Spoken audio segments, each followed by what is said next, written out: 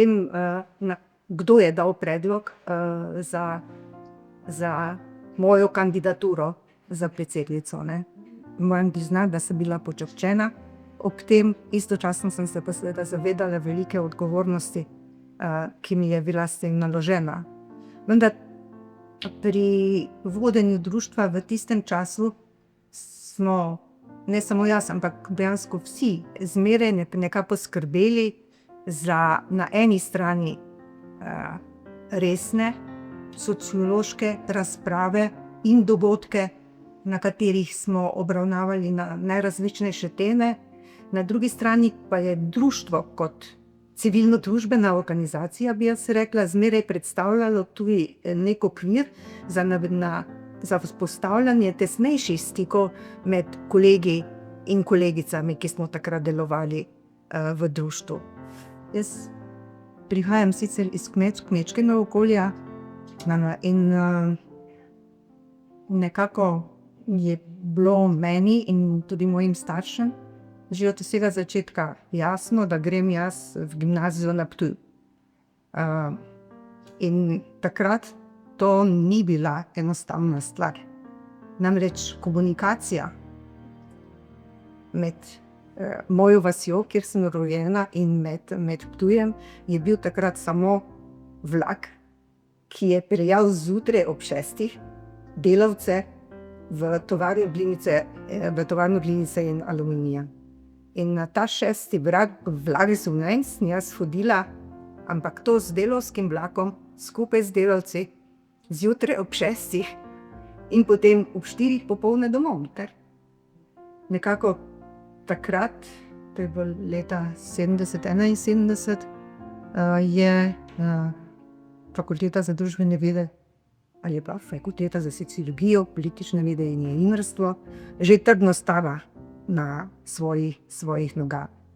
In nisem imela dejansko nobene alternative, ali se ali nikamor.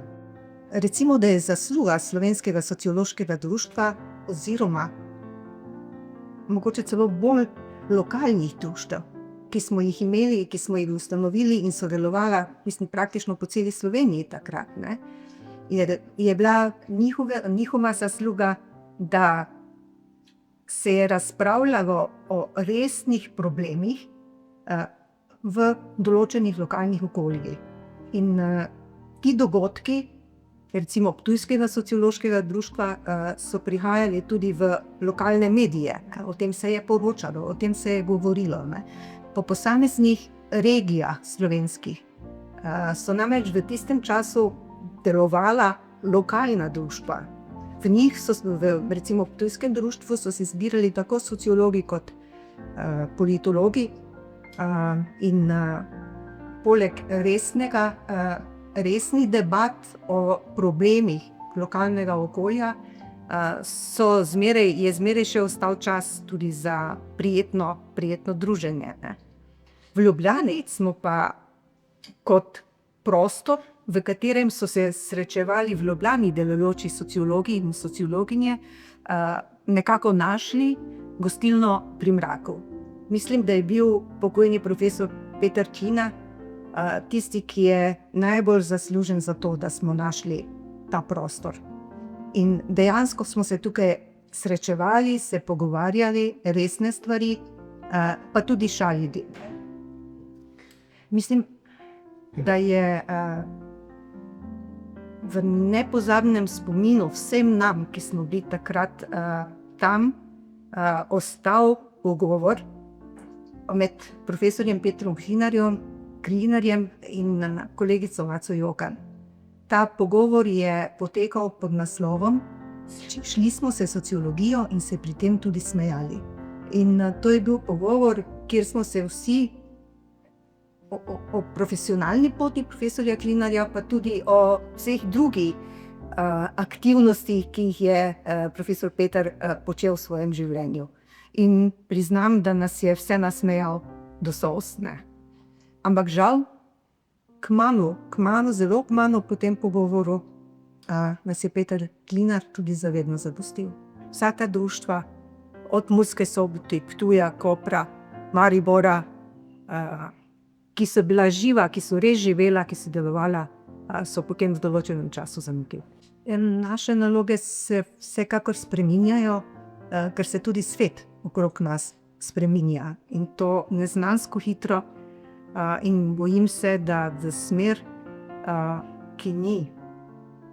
ki se je ne moremo najbolj veseliti, ne.